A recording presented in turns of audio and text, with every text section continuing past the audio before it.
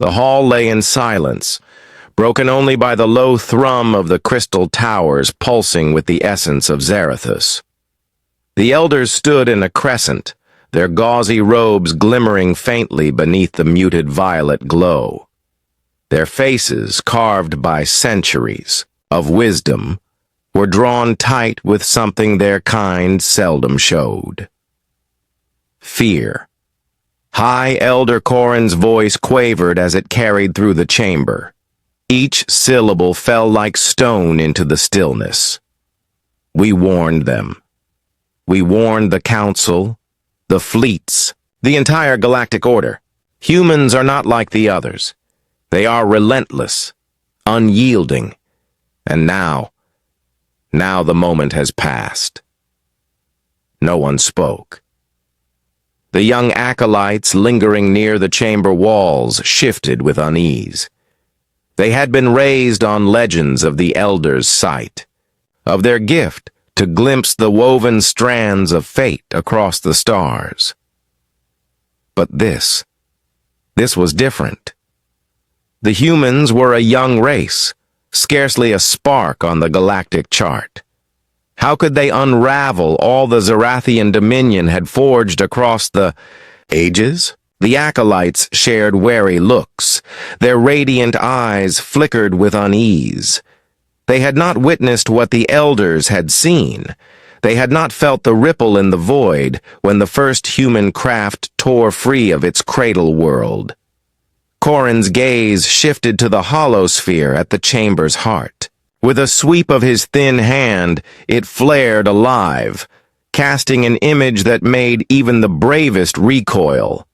A human vessel, small, crude, stitched together from materials the galaxy had long forsaken, drifted through the wreck of a Dominion warship. That warship had been a marvel of craft, its hull wrought from star-forged steel, its cannons able to shatter moons. Now it floated hollow, split apart like a beast slain by a hunter's blade. And there, within the debris, the human craft prowled, its crew scavenging without hesitation from the ruin they had made. "They do not falter," Corin whispered. "They do not surrender. We burned their colonies, darkened their skies, shattered their fleets, and still they rose. More ships, more warriors, more defiance." The holosphere shifted again, showing a blood-soaked human soldier, armor fractured, standing atop a mound of broken Zarathian drones. The soldier raised a fist, crying words the elders could not hear, but the gesture alone froze the air. It was triumph. Raw, untamed triumph. Elder Vera stepped forward, her voice edged with fury. "We told the council to let them be. We pleaded for quarantine, to let the humans claw their soil and fade into dust. But no, they craved resources. They craved slaves. They thought a primitive race could be broken." She laughed bitterly, the sound bouncing off the spires. "And now the council's fleets are ash, their worlds aflame, and the humans stand at our gates." The acolytes whispered among themselves, doubt shifting into dread. They had heard the tales, rumors of human resolve, of battles where they should have perished, but did not. There was the legend of Tarvox Prime, where a lone human outpost endured a siege for 3 cycles, long after rations were gone. Or the slaughter at Kellen's Belt, where a human captain drove his dying vessel into a Dominion dreadnought, consuming both in fire and spite. The stories had been dismissed as myths, propaganda born of desperation. But the holosphere did not lie. Nor did the elders. Corin turned toward the initiates, his gaze blazing with a weight that stilled their whispers. "You believe this is a war of ships, of tactics, numbers? No. This is a war of will. The humans possess what we abandoned long ago, what we entombed. Beneath our spires and decrees, hunger. Not for conquest, not for honor, but for survival. and that hunger renders them unbreakable. One initiate, a young female called Silith, stepped forward. Her words were quiet, yet cutting, cleaving through the tension. If they cannot be stopped, why do we fight at all? Why not bargain? Seek peace. The question lingered, fragile yet piercing. The elders exchanged heavy glances, silence crushing the chamber. Vera spoke at last, her voice weighed with remorse. Because they will never trust us. We struck first. We burned their cities, butchered their young, all for dominance. To them we are monsters, and they are not wrong. After that, peace was no path. The holosphere pulsed again, this time revealing a human fleet.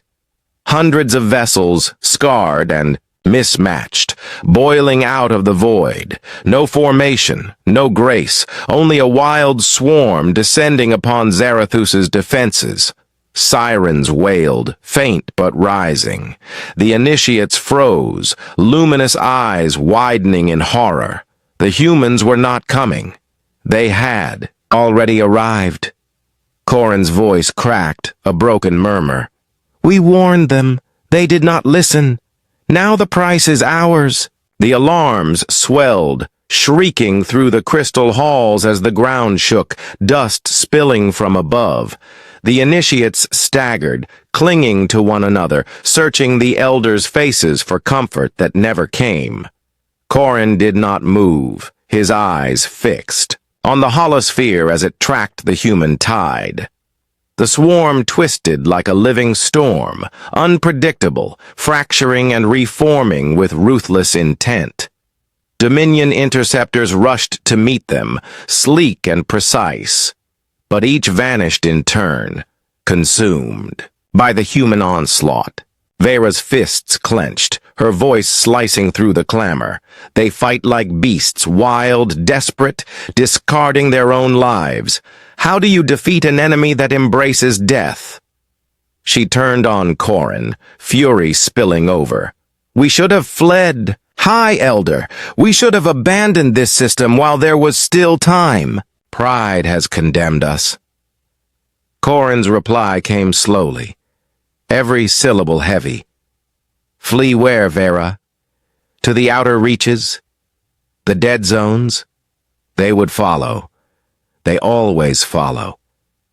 You know their kind. Wounded, starved, pressed to extinction, and still they rise. No haven in this galaxy can hide from them. The holosphere shifted once more, magnifying a single human ship at the forefront. Larger than the rest, its frame a patchwork of scrap and Dominion wreckage, armed with jagged weapons. Across its side, painted in crimson strokes, a name burned, unbroken. A ripple of dread shuddered through the chamber. That ship was legend among the Zarathians, whispered in the wake of every defeat, said to carry survivors from Earth's earliest colonies, those the Dominion had answer left to give. Corin did not flinch beneath her fury. His gaze lingered on the holosphere, where human soldiers advanced through the burning streets, their shadows stretching long in the firelight. Slowly he spoke, each syllable a stone laid upon their doom. There is nothing left to do, Vera. No wall high enough, no weapon strong enough, no plea deep enough to turn them back. We taught them what we are, tyrants, executioners, and they will answer in kind. The chamber shuddered again, dust raining down as another impact thundered above. One of the initiates cried out, clutching at the crystal floor as the spires wailed in resonance with the planet's pain. Another drop pod broke through the sky in the projection, followed by 3 more. The humans moved with terrifying unity, small bands fanning into the ruins, cutting through resistance like blades through parchment. Silith stared, her youthful defiance fading into dread. If all is lost, then why hold counsel? Why speak of warnings when the end is already upon us? Corin's eyes, clouded by centuries, softened for a fleeting instant. Because truth must be remembered, child. Let the galaxy know we saw the storm coming and chose arrogance over caution. Let history, if any survives, say the Zarathians did not fall blind, but by pride. Vera's jaw tightened, but her retort faltered. The sounds of war outside the chamber grew louder now, not distant booms, but the staccato of battle, shrieks of Dominion defenders, the crack of rifles, the roar of fire. The holosphere zoomed again, showing one human tearing through a squad of drones alone, their armor scorched, weapon broken, yet still advancing with nothing but fury and will. The elders watched in silence, their fear no longer veiled but etched into every line of their faces. Silith trembled, whispering more to herself than to them. They are not soldiers. They are vengeance made flesh. Corin closed his eyes, voice fading into the rising cacophony beyond the walls. And vengeance cannot be reasoned with. Answer. Some miracle to pull from the ashes. Before Corin could respond, the chamber doors burst open, and a breathless soldier stumbled in, his armor cracked and smeared with violet blood. High Elder, they've breached the lower districts. They're moving fast, cutting through our lines like nothing I've ever seen. They're chanting something for Earth, for the fallen. It's driving them mad, unstoppable. The soldiers' words dissolved into a soba, and the chamber erupted into chaos. Initiates screamed, elders shouted orders, and the holosphere flared with static as more drop pods rained from Thesky. Slith stood frozen, staring at the soldier, then at the elders, her naive hope crumbling. The humans weren't just a threat. They were a force of nature, a reckoning born from the Dominion's own arrogance. Corin raised a hand, silencing the room. His voice was steady now, carrying a weight that stilled even the soldiers' trembling. Gather the council, arm the reserves. We fight not because we can win, but because we must. They'll take Zarathus, but they'll pay for every step in blood. As the chamber emptied, the holosphere lingered on the unbroken, its crimson name a scar against the stars. The humans were here, and they weren't stopping. Not now. Not ever. The streets of Zarathus burned. Smoke coiled upward in thick, choking tendrils, staining the violet sky with streaks of black. The capital's spires, once symbols of eternal dominion, loomed like broken sentinels over a city unraveling at its seams. The humans moved through the lower districts with a ferocity that defied comprehension. Small bands of soldiers, ragged and bloodied, cutting through Zarathian D, complete. Taran stumbled back from the grid, his voice a broken cry. They're insane! They throw themselves at us like it's nothing. What are we supposed to do against that? His earlier bravado was gone, replaced by a terror that mirrored the soldiers' haunted stare. The counselors murmured among themselves, some clutching their robes, others staring blankly at the feed as the humans surged closer. Vera's hands balled into fists, her nails digging into her palms. We kill them, she snarled. Every last one. If they want to die for their dirtball planet, we'll give them what they want. But her words rang hollow, undercut by the tremor in her voice. She knew. They all knew that the humans weren't just dying, they were winning. The grid pulsed again, showing the unbroken descending through the atmosphere, its jagged hull cutting through the smoke like a predator's claw. It didn't fire, didn't engage, just hovered, a silent promise of what was to come. The sight broke something in the room. A counselor sobbed. Another fled toward the door, only to be dragged back by Selith, who shouted, "We can't run! Not now!" Corin finally turned from the grid, his eyes meeting hers. "No!" he agreed, his voice steady but laced with sorrow. "We can't run, but we can't win, either. Not like this."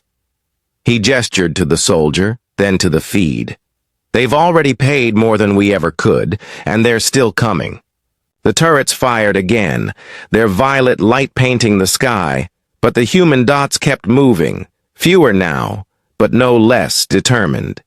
The Unbroken loomed larger, its shadow falling over the high spire. The war room fell silent, save for the soldiers' ragged breaths and the distant, unstoppable chant. The elders had warned them. No one had listened.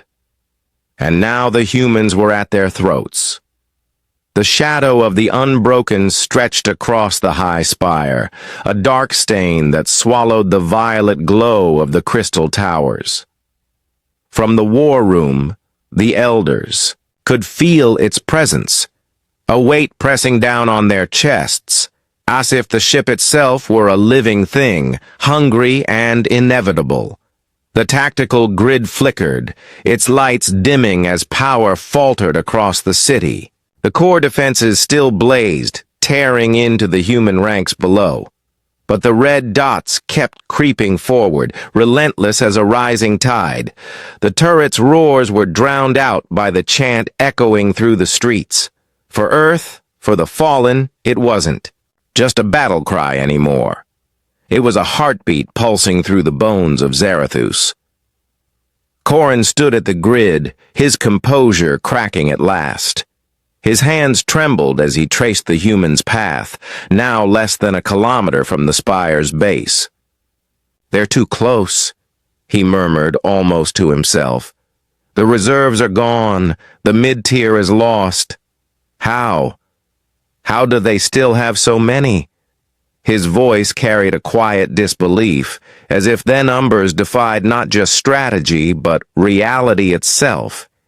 He'd seen wars before, centuries of them, but nothing like this.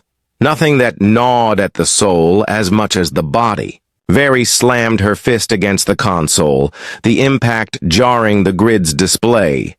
"Because they don't care," she shouted, her voice raw with exhaustion and fury. "They don't count their dead. They don't mourn. They just keep coming. We've killed thousands, Corin. Thousands. And it's not enough." She gestured to the feed where human soldiers clambered over the wreckage of a fallen turret. Their armor riddled with holes, their faces smeared with blood and ash. One of them, a young man with wild eyes, dragged a wounded comrade forward, firing with one hand while the other gripped his brother in arms. They didn't stop. They didn't falter. Selith knelt beside the wounded soldier, her hands stained with his. Violet blood as she tried to staunch his wounds. He was fading, his breath shallow, but his eyes locked onto hers with a desperate clarity. "I saw their leader," he rasped. "The one with the flag, scarred face, one eye. He walked through the fire. Didn't flinch. They follow him like he's more than human, like he's their soul." He coughed, choking on the words, then went still. Sith stared at him, her hands frozen, the weight of his final breath sinking into her. The feed crackled, shifting to a new angle. The base of the spire, where the scarred human leader stood amidst the chaos. His flag was planted in the ground, its tattered edges snapping in the wind as plasma bolts stray. He barked orders, his voice a growly roar that cut through the den, and his soldiers obeyed without hesitation. They formed a ragged line, shielding him as they advanced, their bodies falling one by one to protect their commander. He didn't waver, didn't glance at the dead, just kept moving, his single eye fixed on the spire like it was the only thing left in the universe. Taryn, the young counselor, sank into a chair, his hands clawing at his face. "We're done," he whispered. "They'll tear us apart piece by piece, and there's nothing we can do. We should have listened. We should have." His voice broke into a sob, and the other counselors turned away, their own resolve fraying. One of them, an older female named Lith, muttered a prayer to gods the Dominion had long since abandoned. Her words, trembling in the air, very whirled on Corin, her eyes blazing with a mix of defiance and despair. "We can't just wait here. Activate the Spire's fail-safe. Detonate the core. If they want Zarathus, let them choke on Theashes." Her suggestion hung, like a blade, sharp and final. The fail-safe was a last resort, a fusion cascade that would obliterate the capital and everything within 100 kilometers. It was suicide, but it might take the humans with them.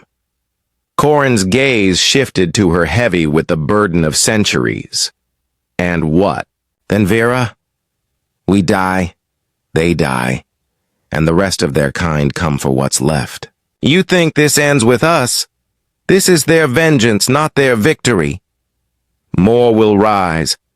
He shook his head, a bitter smile tugging at his lips. "We lit this fire. We don't get to choose how it burns." Before Vera could argue, the war room shuddered. A deep crack splitting the ceiling. Dust and debris rained down, and the grid went dark for a moment before flickering back to life. The humans were at the Spire's gates, battering them with salvaged cannons, their scarred leader at the forefront. He raised his blade, shouting something that rallied his troops into a frenzy, and the gates buckled under the assault. Salith stood, her voice cutting through the panic.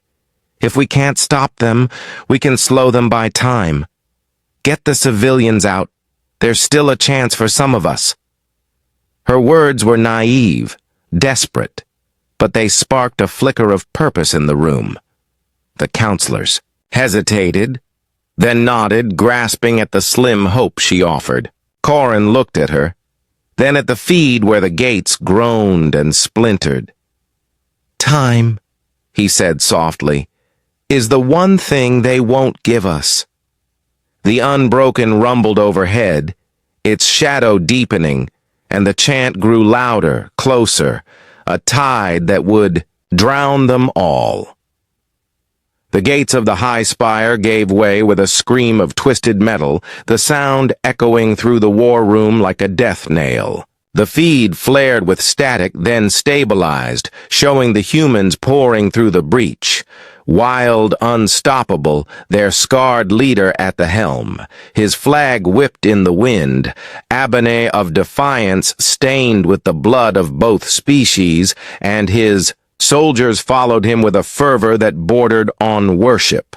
Plasma bolts lit the air, cutting down dozens, but for every human that fell, 2 more surged forward their chant.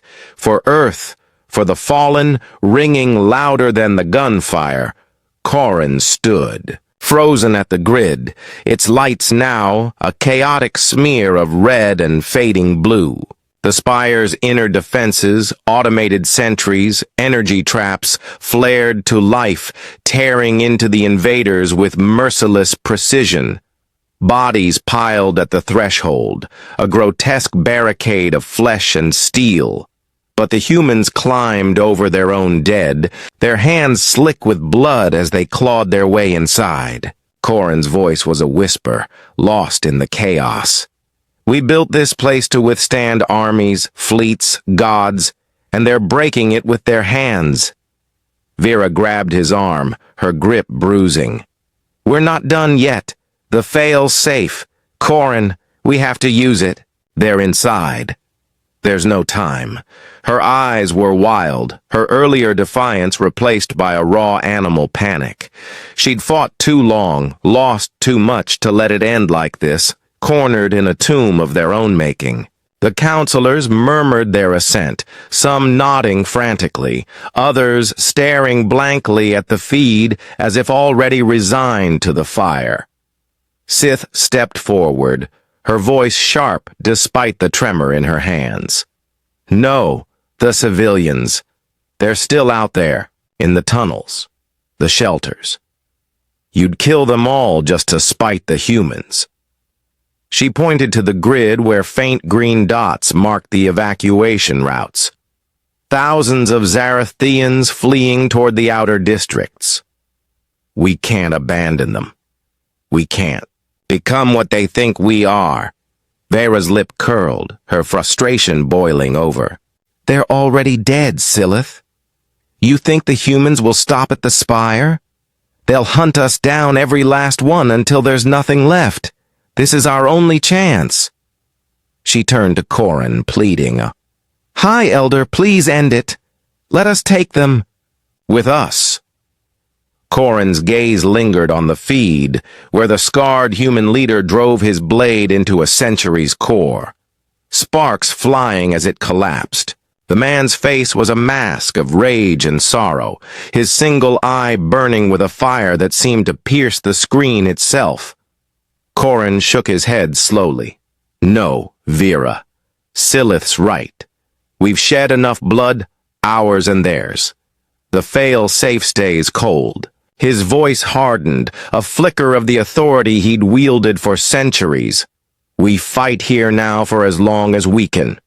A tremor rocked the room, the ceiling cracking wider as the Unbroken fired its first salvo. A low, rumbling blast that shook the spire to its roots. Dust choked the air and the grid flickered out, leaving only the feed's grainy image of the humans storming the lower halls. Their leader roared something,